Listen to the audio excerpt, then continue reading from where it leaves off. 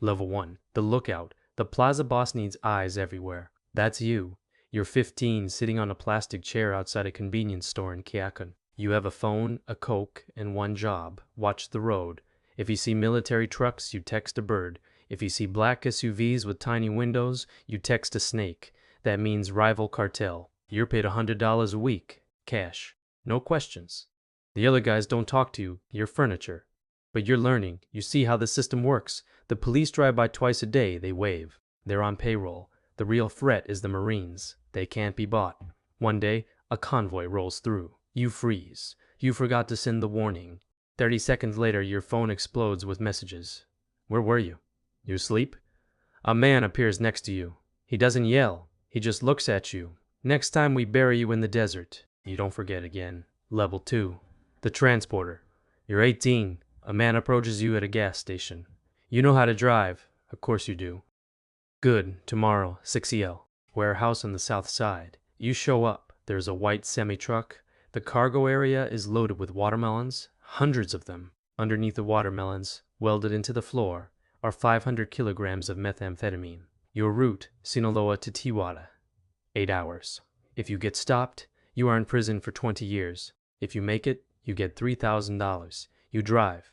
Every time you see headlights in the mirror, your stomach drops. But you make it. You park at a warehouse. Men unload the truck. One of them hands you an envelope. You've never held this much money in your life. You do it again next week. And the week after.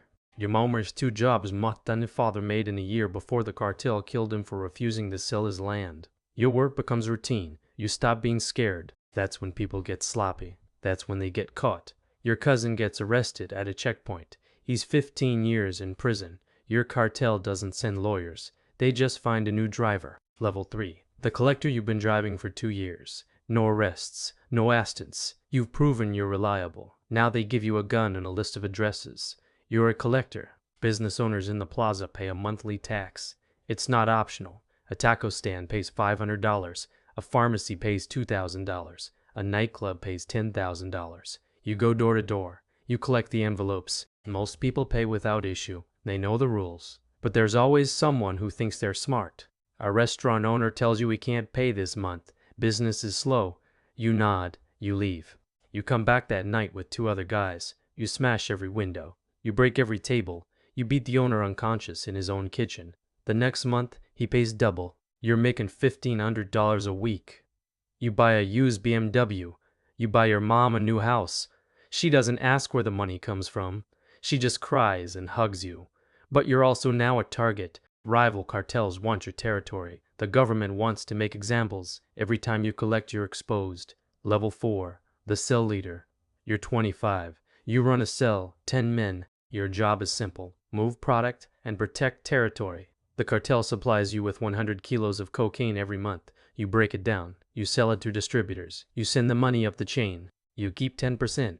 That's $50,000 to $100,000 a month in your pocket. You're also responsible for security. If CJ&J decides to move into your plaza, you respond with violence. You don't wait for orders. You handle it. A rival crew kills one of your lookouts.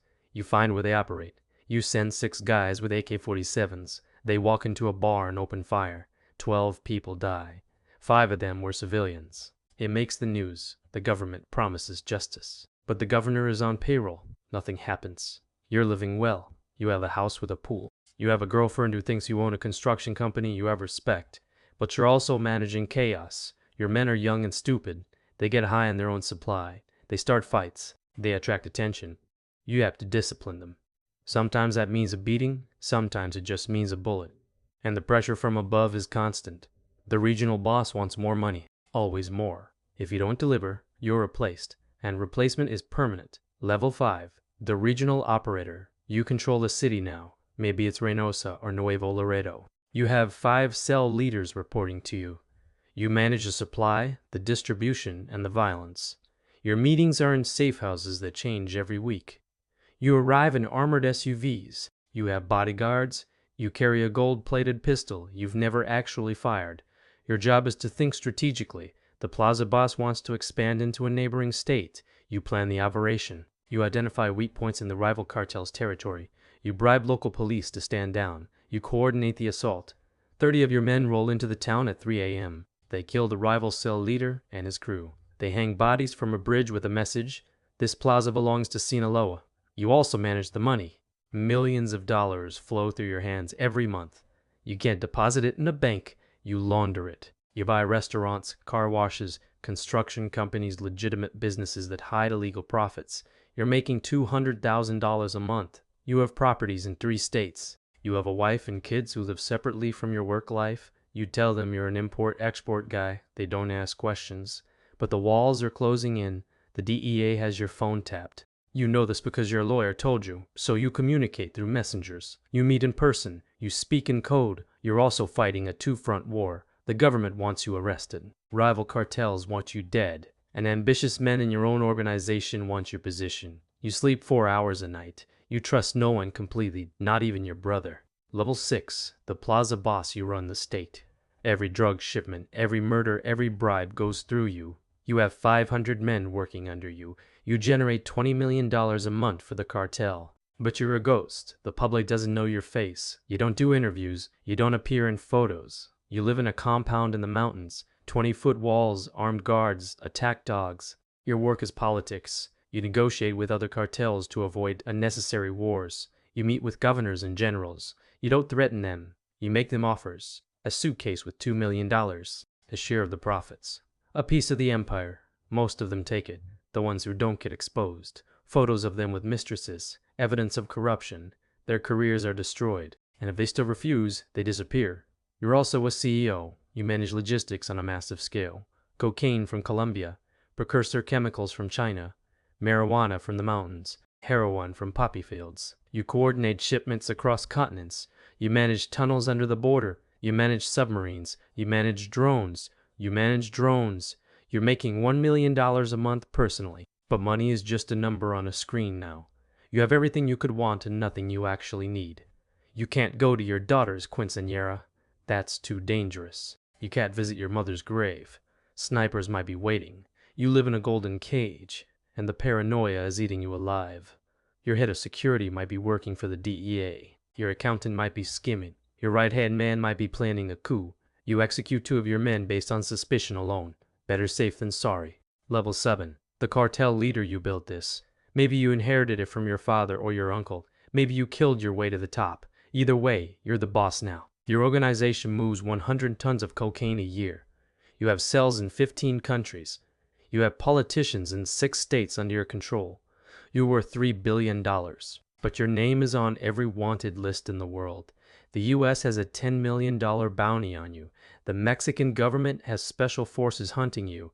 You move between safe houses every 3 days. You communicate through encrypted messages that are destroyed after being read. You've had plastic surgery twice. Your own children don't even recognize you. You meet with the leaders of other cartels. You divide Mexico like a business deal.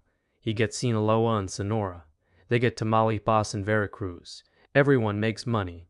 Everyone stays alive. But it never lasts. Someone always gets greedy. War breaks out. Hundreds die. Towns become battlefields. And you can't stop. If you try to retire, your own people will kill you. You know too much. You're too dangerous to be left alive. You're the most powerful criminal in the Western Hemisphere. You're also the most hunted man on Earth. Level 8. Supermax. They got you. Maybe it was a raid. Maybe it was a betrayal. But you're in a cell at ADX Florence, Colorado. 23 hours a day in isolation. Concrete walls. Steel door. No windows. You'll die here. There's no escape. No bribery works. No army can break you out.